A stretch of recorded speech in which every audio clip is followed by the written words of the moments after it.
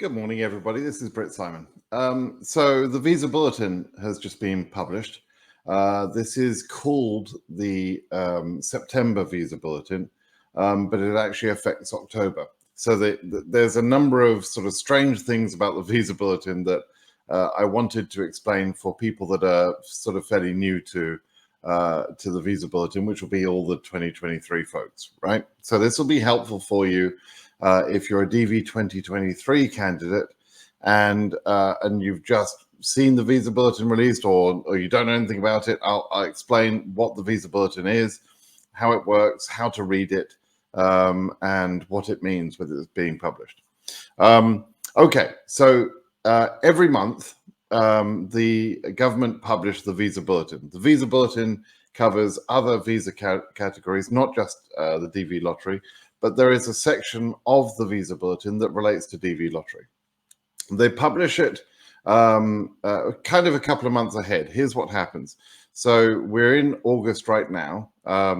It's early August. It's the 8th of August. And the Visa Bulletin is published, by the way, between the 8th and the 15th of each month. And so they've published it on the first day that it was available to publish this month. That's interesting. I'll come back to that.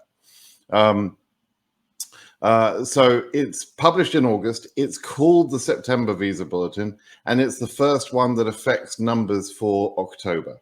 Okay, and so then next month in September, there'll be another Visa Bulletin that will be called the October Visa Bulletin, and it will be discussing numbers that are available for interview in November, right? You see how the government likes to make things easy by the naming conventions. Nothing's easy with the government, right? They just, I don't know why they do these things. They just, I don't know. They just seem to like making things difficult. So let me show you the Visa Bulletin that's just been published, and we can talk through that a little bit. Okay, here is the Visa Bulletin. In each Visa Bulletin, I've scrolled down in this Visa Bulletin. I'll take you just from the top so you can see what it includes. You can Google the word Visa Bulletin and you'll get to this webpage. It says it's the Visa Bulletin for September 2022. That's correct. That's what I just told you, right? In here is some information about visa availability for family-based and employment-based visas, etc. You scroll past all of that if you're a DV lottery candidate. None of that is interesting to you. And then you'll see at the end of of all of that, there's a section on the next month, right? Which is, at the moment we're in August, so next month is September. It always lists next month, and then it gives a advance notice of the following month, right? Which is 2 months away. So we're always reading the Visa Bulletin like 2 months ahead of time. So we're in August now, but it's talking about what numbers will be available in October. Okay, so you come basically to this section, and this is the only section I publish each month. There's sometimes some information interesting to us under this section, but generally speaking, this is the only section that we would normally look at. All right, and in the Visa Bulletin, it lists each of the regions. So it's got Africa, Asia, Europe, and so on, and it gives a number. And the number is the Visa Bulletin number that cannot be exceeded in that particular month for what cases are available for interview. Now, let's just take Africa for a moment. And I'll come to the accept section in a minute, but I want you to understand, first of all, what the numbers mean here. So 5,700 is the number for Africa. That means that if you've got any case number up to 5699, including 5699, but not including case number 5700 in Africa, then you are eligible for an interview in October if your case is processed and ready for interview. Now, if your case is not processed, you can be interviewed in a later month. It's not like you are available for an interview or you're eligible for an interview in October, but you miss it, and so you're never going to get an interview. That's not what this means. This is simply saying that any case under 5,700 could be interviewed in October if their case number, if their case has been processed, the DS-260 has been fully processed, right? And that is going to be the case for some of you.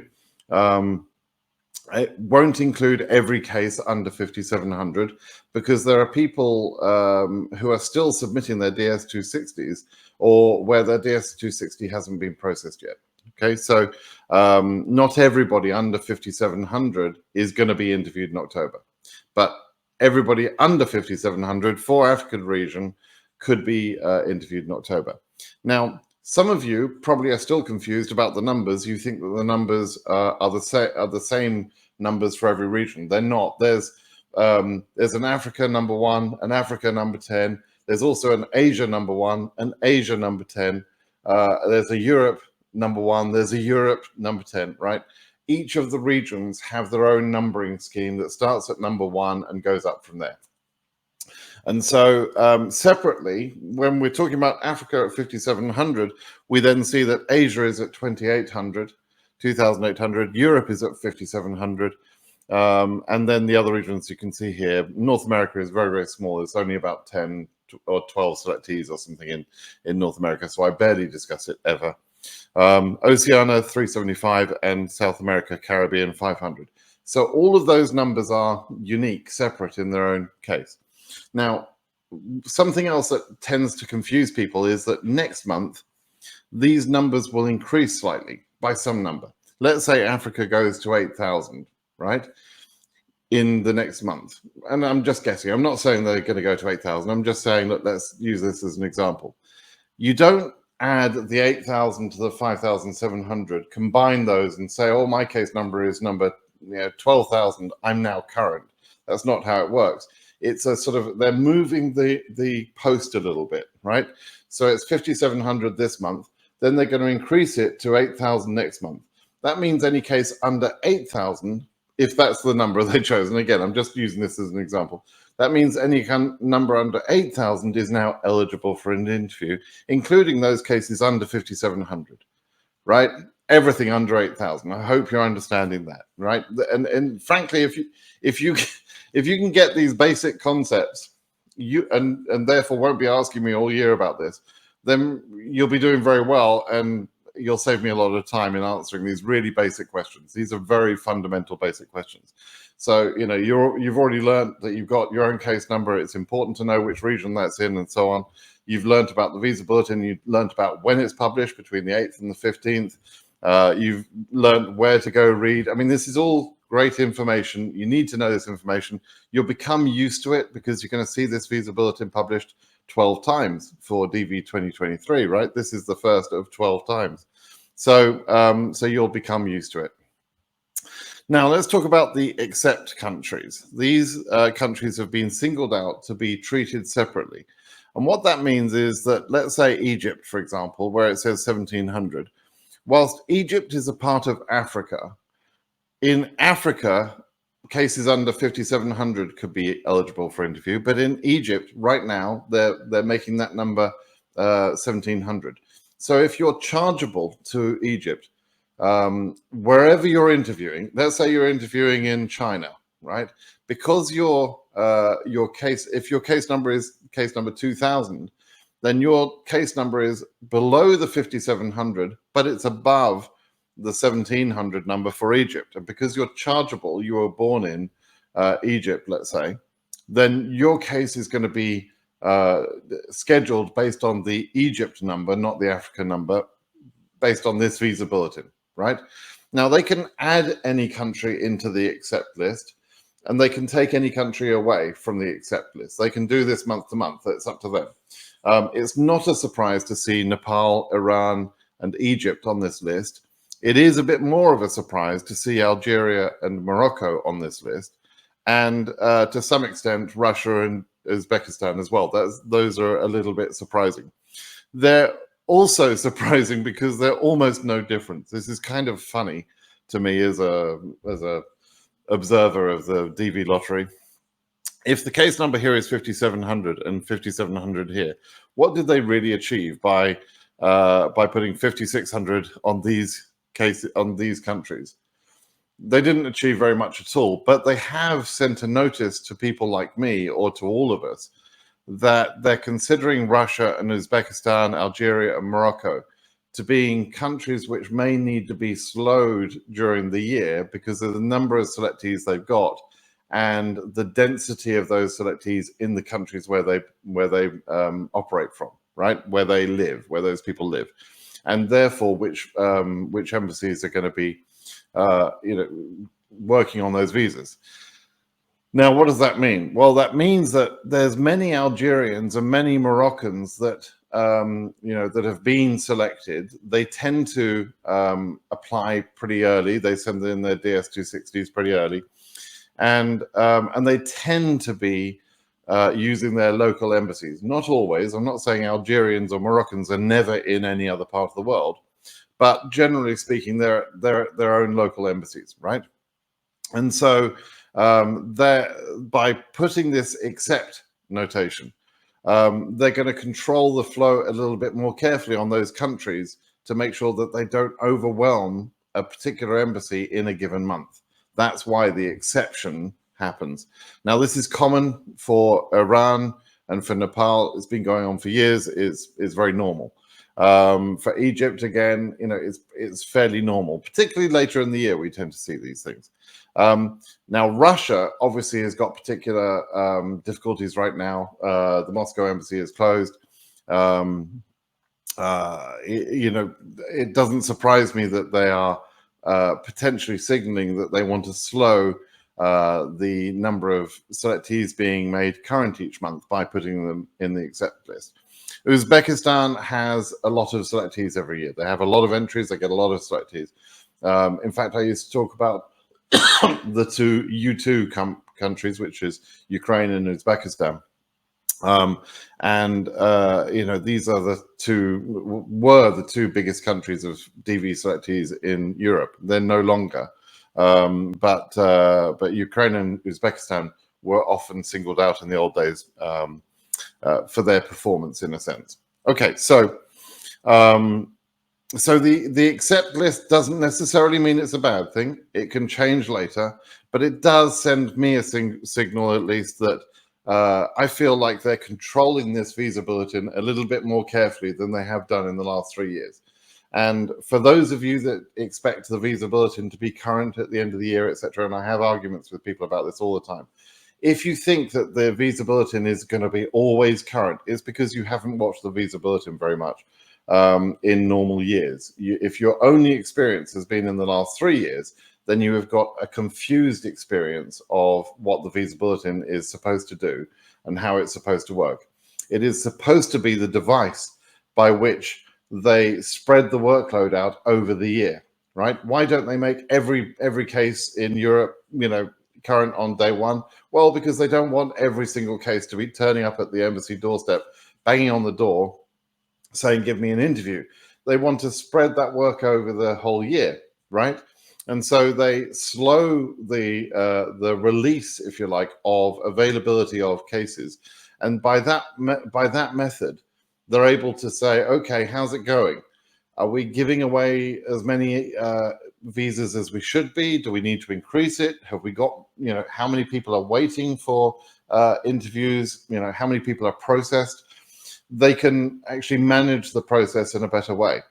And by doing that, they avoid the situations which they created, particularly in DV-2023. This has been completely chaotic, where they made everybody current. Now, I understand why they did it, and I applaud the fact that they did it, but it's wrong, okay? Because by making everybody current, you're removing the advantage that low case numbers should have.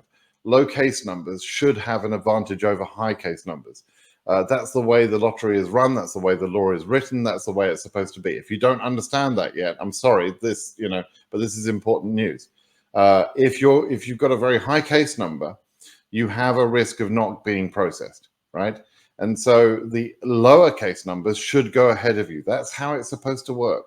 Okay, so and again, people have got a very confused idea over the last 2 or 3 years because of the chaos that's been going on in DV 2020, 21, and 22. And DV 2022 is probably about to end fairly abruptly, or it may already be ending. And so this is kind of the chaos that people are in, and the lack of understanding that people have about what's going on. They don't understand right now. There are people with low and high case numbers who are not being interviewed in DV 2022, and partly that's the Visa Bulletin and the lack of control over it is to blame for that. Because not everybody can get an interview, right? Okay. So if you're DV 2023, that probably explains the Visa Bulletin reasonably well, right? If you're DV 22, let me just talk about that a minute. What does it mean that they've published this on the 8th of the month, and what does it mean that they've published this? Well, as you've probably learned over the last few months, they tend to release the 2NLs by the end of the month, but also for the first few days of each month until the Visa Bulletin is published. When the Visa Bulletin is published, it signifies that they're moving on to the next month. Now, it's not 100% golden rule. It doesn't mean they cannot schedule any more September interviews for DV 2022. But it does mean, as I explained I think I published a video on this on Friday or Saturday, I'm not sure which. But I'm already seeing indications that that suggest to me that they've done as much as they can do for DV 2022 in terms of scheduling. That they've scheduled all of the available visas. They've scheduled enough interviews to take all of the visas available. And so, if you really want to understand what I'm talking about there, go and have a look at that other video, because there's a bit more nuance to it than I'm explaining there. But the fact that they've published this Visa Bulletin means that they're moving on to DV 2023. So largely speaking, most of their efforts from this point forward will be on scheduling cases at KCC. KCC will be focused on scheduling cases for DV 2023, right? Most of the processing that's been going on for the last few months has been on DS-260 processing for DV 2023. And that's the way it's supposed to be. That's the way it's supposed to work. Right, so we can't fault KCC for that, and KCC have scheduled as many DV 2022 cases as they could have done. We can't fault them for that. We can be pissed off at individual embassies for sure for what they've done, but the reality is that KCC have put themselves into a position where they could legitimately, I mean, they'll certainly exceed 50,000 visas. They could get quite close to the cap, right? Particularly by the time they put in AP cases as well, and that's actually quite impressive. What they've done is quite impressive. Many of you are going to be pissed off that I'm saying that. I understand that. I understand it's not impressive if you're still waiting for Abu Dhabi Embassy or Accra Embassy to schedule your case with a low case number. But I'm sorry, the reality is that that KCC centrally said, okay, we're going to use all the capacity that the embassies will give us. And so if this little embassy here in, I don't know, Monrovia or somewhere, or Sweden is prepared to give us some capacity, and we've got people we can move to that embassy, we're going to do that. And so they have spread the workload out, and they've now scheduled or issued enough cases that they could get very, very close to the cap. And the Visa Bulletin seems to suggest that they are moving on. Okay, so again, I'm not saying that it's impossible to see a few more September interviews being arranged, but it won't be in any high volume. It'll be onesies and twosies and fivesies at this embassy or that embassy, particularly those embassies that perhaps so far haven't taken any interviews for the month of September. And if you want to know, I did a video yesterday, a live video, and Zarthisius pinged me after the video and pointed out that I'm not paying attention very well. And let me just show you why. I said in the video yesterday, and move this across. I said in the video yesterday, it would be nice to have by embassy a listing in some way of when they received 2NLs, right? And I thought this was something that somebody was going to have to develop, but apparently this has been recently introduced by Zarthisius, and I just hadn't paid attention. I hadn't seen this, and I'm on this page almost daily, so I don't know how I missed this. But you can go in here and you can choose an embassy. Let's just choose Abu Dhabi, for example, and you can see for each embassy, when did they get cases and which cases did they get, right? So the last time that Abu Dhabi got interviews was on 7/28, July 28th. They took 8 cases from Africa, 40 from Asia, and that's it. A total of 48 cases, right? And that was the last time on 7/28. 7/28 was for September interviews, right? There's no doubt about that. That was September interviews being arranged, 48 of them in Abu Dhabi. That means it's unlikely that they're going to take any more interviews for September, frankly. And if they did, it would be far less than 48, right? It would be just stragglers. Now, if you look at another embassy, for example, Kigali is one that I know is an example of this. Kigali have not taken any appointments at all for September. So it would be possible, they took 95 for August interviews. It would be possible that Kigali said, okay, we've got 20 spaces available for September. And it would be possible that Kigali could get some 2NLs in the next couple of days. But but if your embassy has already taken some for September, then why are they going to take a second batch? And particularly where we're so close now to the end of the visas, because if you look here, 70,000 people almost have been scheduled for interview. Many of them have already been refused, of course, but 31,300 have been issued, and I can tell you, there's almost 25,000 arranged interviews. 25,000 people that have got interviews in August and September.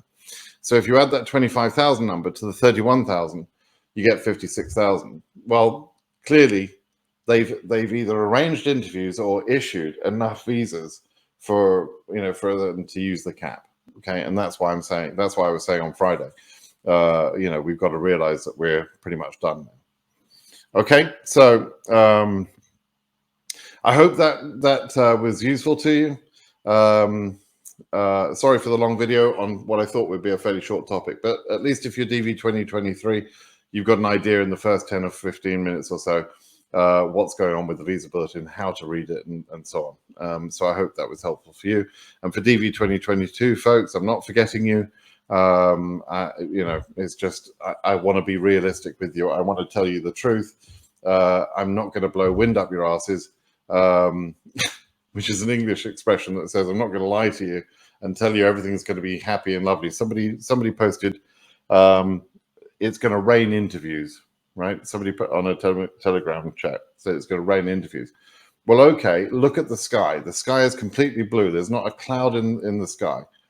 There's no more visas left. The visas, the pool of visas would be the clouds, right? Where is the rain going to come from if there's already 55,000 people set for their interviews or have got their visas? There's no rain. There's no clouds. So there's not going to be any rain. And if there is going to be rain, it'll be a couple of drops here and there. It won't be a flood. It won't be a rainstorm. Okay, that's what I wanted to explain. All right, everybody, thanks very much. Make sure you're subscribed to the channel, please. Give me a thumbs up, like on this video if you can, and by all means comment below or leave me a question at BritSimonSays.com, and I'd be more than happy to take your questions there. All right, thanks everybody. Bye-bye.